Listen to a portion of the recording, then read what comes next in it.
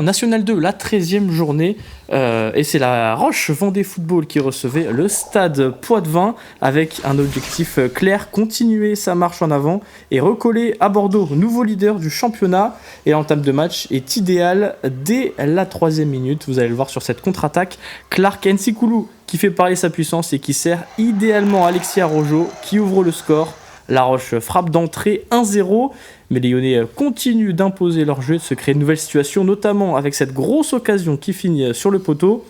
En face, Poitiers tente de réagir un petit peu timidement, avec quelques opportunités, notamment ce centre, cette tête plutôt manquée. Et à la dernière de jeu, Alexis Arrojo décale parfaitement Evan Borel de cette frappe premier poteau, frappe surpuissante, ça fait 2-0, et puis bientôt 3-0.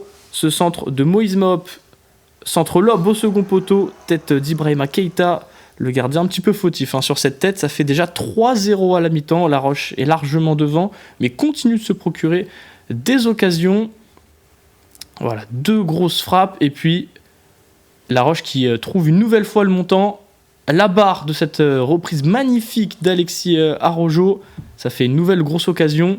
Et puis Alexis Arrojo, toujours lui, toujours dans les beaux coups, qui va lancer parfaitement Ibrahima Keita dans la profondeur, qui va s'effondrer dans la surface de réparation.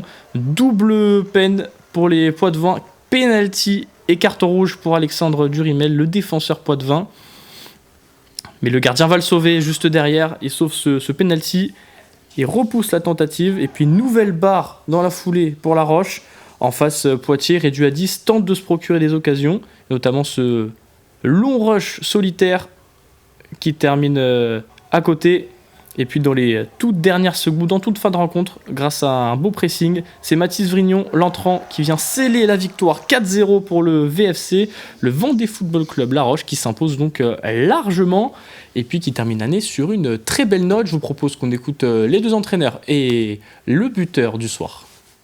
Les garçons ont fait ce qu'il fallait d'entrée, ont pris le match dans le bon sens. Voilà, c'est vrai qu'on marque rapidement, on peut mener 2-0 très rapidement à la 9e minute, c'est pas le cas, mais voilà, après j'ai trouvé beaucoup de sérénité dans l'équipe. Voilà, tout n'a pas été fantastique, le terrain complique la chose forcément, mais voilà, les garçons ont donné tout ce qu'ils pouvaient donner. On voit comment ils sont sortis du terrain, ils sont sortis vidés, donc ça montre qu'il y a un vrai investissement de leur part, et ils sont justement récompensés ce soir. C'est vrai que la frustration et la déception, c'est que Clark, notre attaquant, ne marque pas. Penalty loupé, en tant qu'entraîneur, on se dit malgré tout, c'est des opportunités quand on est joueur qui sont optimales. Un penalty, c'est un face-à-face, et donc ça me laisse un petit peu ce petit goût, mais je vais vite l'enlever et prendre celui qui a un meilleur goût, et puis savourer cette victoire, prendre du positif sur ce match-là, garder que le positif et nous projeter sur la reprise. C'est un but, je demande la balle en profondeur, et puis lucidité, je savais où le but il était, donc je frappe sous la barre et puis ça me réussit, donc c'est parfait pour l'équipe. C'est travailler à l'entraînement, ça, souvent en premier poteau, les gardiens s'y attendent pas, donc soirée parfaite. Après on gagne 3-0 en première mi-temps, on se relâche un peu en deuxième, c'est parfait pour le résultat, mais si on est ambitieux, on doit faire mieux en deuxième mi-temps. Soirée compliquée, on a très mal entamé le match en donnant ce but dès le départ alors qu'on a corner pour nous.